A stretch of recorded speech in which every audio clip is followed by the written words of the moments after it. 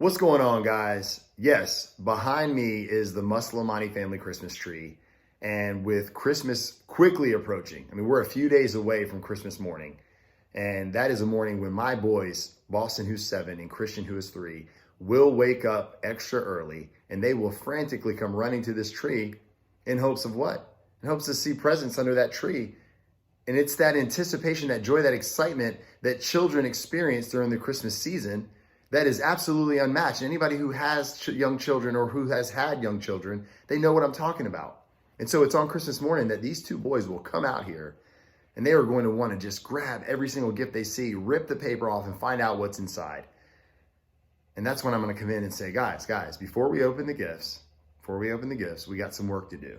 Okay, we got to clean up the dishes and we've got to clean our rooms. So my question for you is, how fast do you think they would get that work done in anticipation of opening these gifts? Guys, I know it would be super fast. Like, they would do it quicker than ever.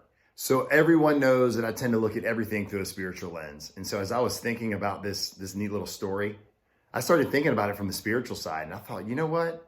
God is offering us a gift. God has a gift for us that it's in store for all believers who follow him. And that gift is eternity with Jesus. But at the same time, in order to bring that gift to fruition, he's left us with work to do. We as followers of Jesus have work to do. So what is that work?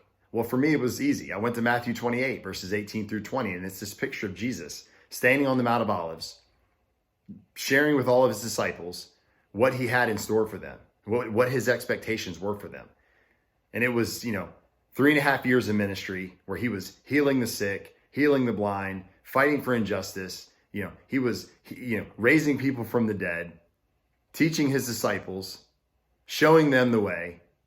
And then it was, being arrested and beaten and flogged and wrongly accused and then hung on a cross to die for my sins, your sins, the sins of the world, every single person, whether they accept and reject him. And then he was laid in a cold, dark grave where 3 days later he rose from that grave. And so I would have to say that he had authority at this point in my eyes. And so he's standing there saying, listen, guys, all authority has been given to me on heaven and on earth.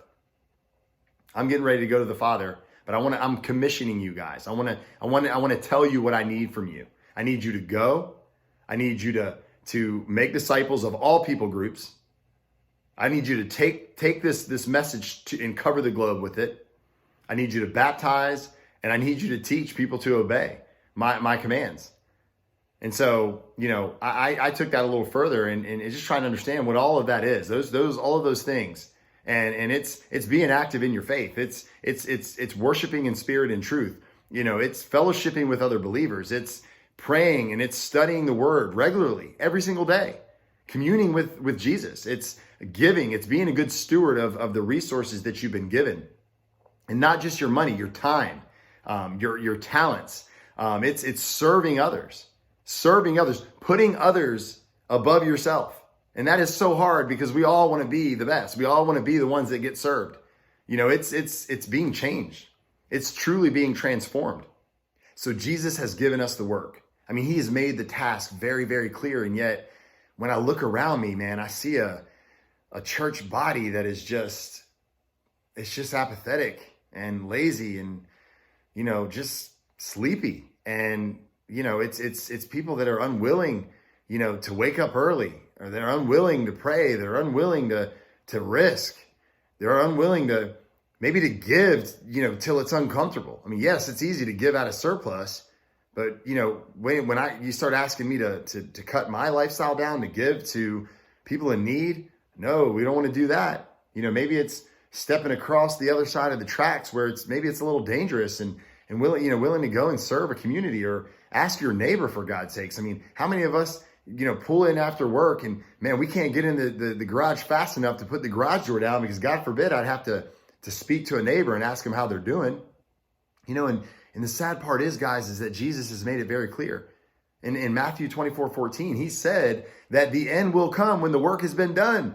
When every ear has heard the name Jesus and everybody has had the opportunity to respond to the gospel, the end will come. I will return and the gift will be given. So it only can be a few things.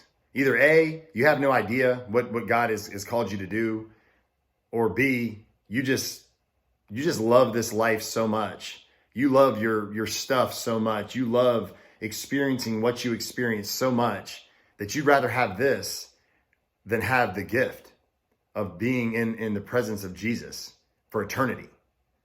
Which, if you really, really break that down and think about it, it's absolutely crazy. I mean, yes, I get caught up in it too. I love my wife. I love my kids. I love my friends. I love, having fun here and doing these things. But this cannot compare to being in the presence of Jesus, being free of sin, free of hate, free of cancer, free of all the things that plague this world, terrorism, war, greed, lust, all the things that plague our lives every single day. And so just as my sons are going to wake up on Christmas morning and run to this tree, anticipating opening that gift, do you anticipate the gift of spending eternity with Jesus that much that you're willing to put in the work?